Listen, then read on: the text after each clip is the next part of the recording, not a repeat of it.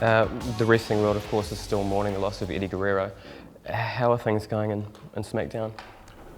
I think a lot of guys are still heartbroken, myself included. It's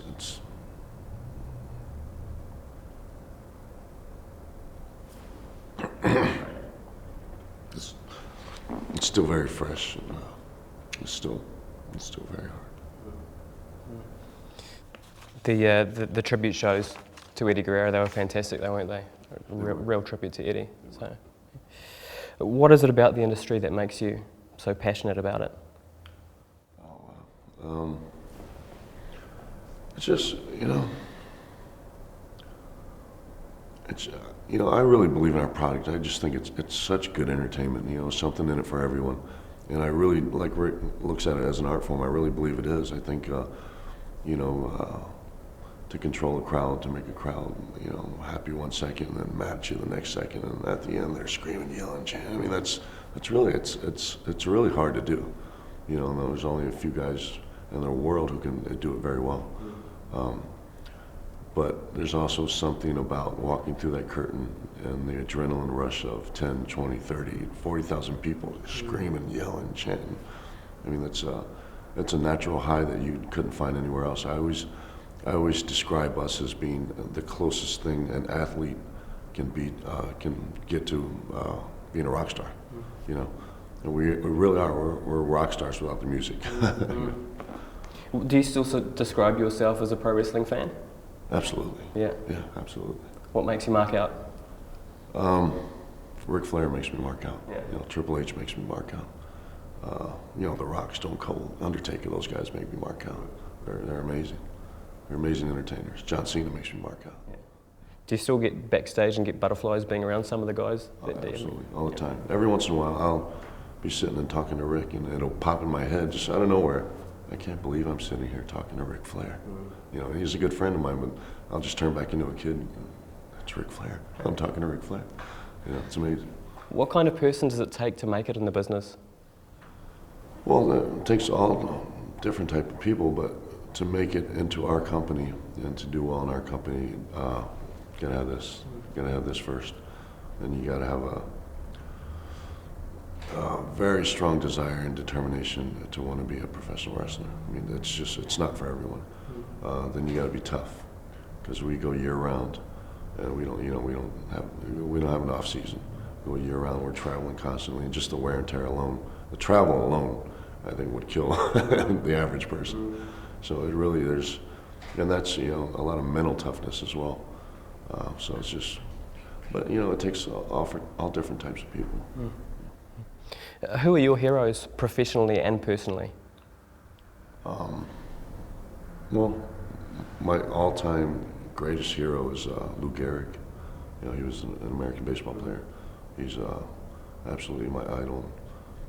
As far as wrestling go, the guys I look up to most would be Triple H and Ric Flair. Yeah. Has anyone had the balls to rib you on the road? Oh, sure. Yeah. And I walk. I'm not above that. When I paid my dues just like everybody else. When I was a rookie, I had guys who had been around a long time, veterans we call them, giving me crap, even though I could have handed their ass to them easily, just like that. Put a stop to it. But I'm not above ribbing. I'm just like everyone else in the locker room. What do your daughters think about the Batista they see on television? Oh, they're not impressed. I always tell them I try to convince them I'm a cool dad. I'm a cool dad. And they don't buy it. I'm just their dad. I guess all kids kind of see their dads the same, and they don't see, if they have a different job, this and that, or, I'm just their dad. How did you get into this, into collecting tin lunchboxes? I actually started the collection. My wife started a new job. It was her first office job she'd ever had, and I wanted to get her something really cool. And her favorite movie was E.T. So I went online and I found this original E.T. lunchbox. It was brand new, and I bought it for her. And she loved it so much, but she didn't want to take it to work with her because she was afraid she was going to scratch it up. So I went and bought another one. I said, here you go. You got one to save and one to use. And this was when I was actually home injured.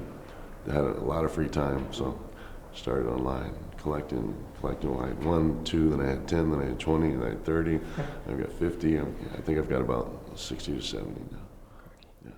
What can you see yourself doing after you leave the industry? I'll never leave. Yeah. No. The cool thing about this business is once you've made it in, I mean, there's always a job for you in some way, shape, or form. You know, if you're good at what you do, you know, if you know this business inside and out. So I think there will always be a job in some way, shape, or form for me in this business, which is, you know, I wouldn't have it any other way. I love this business. I believe in it. I have a passion for it, and I would like to pass along what I've learned to others, to younger kids. With that in mind, what do you hope your legacy will be? It'd be really bold of me to say that I would leave any type of legacy. You know, I'm sure I won't be one of the greatest world champions ever.